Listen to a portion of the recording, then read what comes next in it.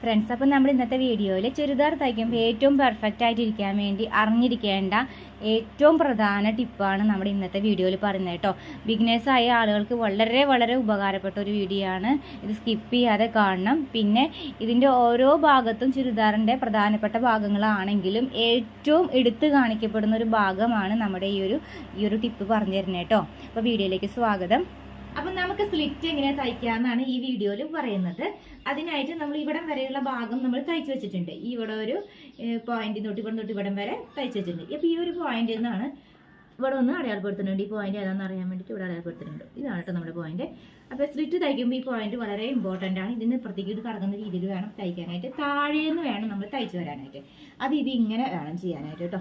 Slit തയ്ക്കുമ്പോൾ നമ്മൾ ഇതിങ്ങനെ ഇപ്പുറത്തെ ഭാഗത്തേക്ക് ഇടുക, താഴത്തെ ഭാഗത്തെ, എന്നിട്ട് ഇങ്ങനെ തയ്ക്കാം. എന്നിട്ട് ഇതിന്റെ ഇവിടെ നോക്കുക. ഇവിടം വരെ ആക്കിയിട്ട് ഇവിടേക്ക് ഇങ്ങനെ ആക്കിയിട്ട് ഒന്നും കൂടി ഇങ്ങനെ മടക്കാം. ഇങ്ങനെ മടക്കിയിട്ട് വയ്ക്കാം. ഓക്കെ, ഇത് ഇവിടം വരെ തയ്ച്ച് വരാം. ഇവിടെ തറാവുമ്പോൾ നമ്മൾ ഇങ്ങനെ ഒന്ന് പിടിച്ചിട്ട് കണ്ടോ, ഇതാണ് നമ്മുടെ പോയിന്റ്. അപ്പൊ നമ്മൾ ഇത് കറക്റ്റ് പകുതിക്ക് ആവുന്ന രീതിയിൽ ആവശ്യമുള്ള വീതി അനുസരിച്ച് നമ്മൾ ഇതുപോലെ ചെയ്ത് വയ്ക്കാം. ഇങ്ങനെ മടക്കിയ ശേഷം നമ്മൾ ഇത് ഇപ്പുറത്തേക്ക് ഇങ്ങനെ മറച്ചിട്ടു കണ്ടോ, മടക്കി കണ്ടോ. എന്നിട്ട് ഇതിന്റെ ഇവിടെ ഇതായിരുന്നു നമ്മുടെ പോയിന്റ്. അതിന് കുറച്ചൊക്കെ മുകളിലേക്ക് വരെ നമ്മൾ സ്റ്റിച്ച് ചെയ്ത് വരും.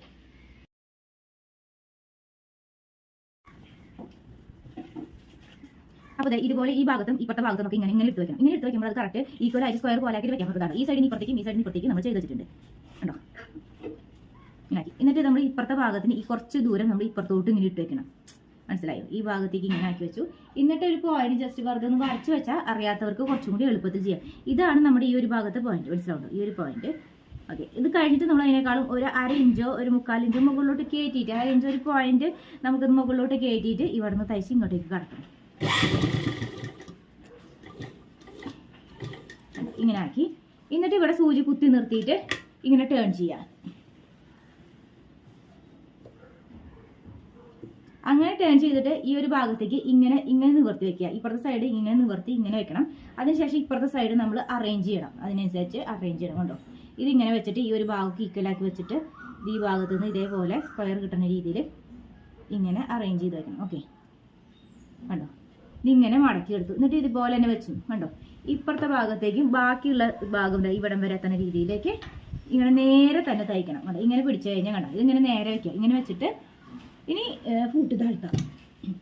ഈ ഫൂട്ട് താഴ്ത്തിയിട്ടു. അതിനുശേഷം നമ്മൾ പതുക്കെ തയ്ക്കണം.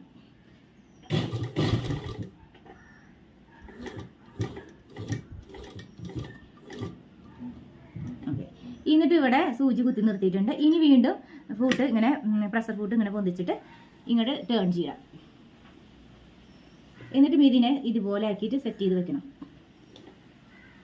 ഓക്കെ, ഇതിനുശേഷം ഈ നൂണി ഫൂട്ട് താഴ്ത്തി ഇപ്പുറത്തോട്ടുള്ള ഭാഗത്തേക്ക് ഇതുപോലെ എടുക്കുക. ഈ ഒരു ഭാഗം പ്രധാനമാണ്.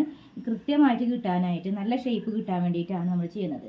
സ്ലിറ്റിന്റെ ഭാഗം നല്ല വൃത്തിക്ക് കിട്ടാൻ വേണ്ടിയിട്ട് ചെയ്യുന്ന ഒരു ഐഡിയ ആണ് കേട്ടോ അത്.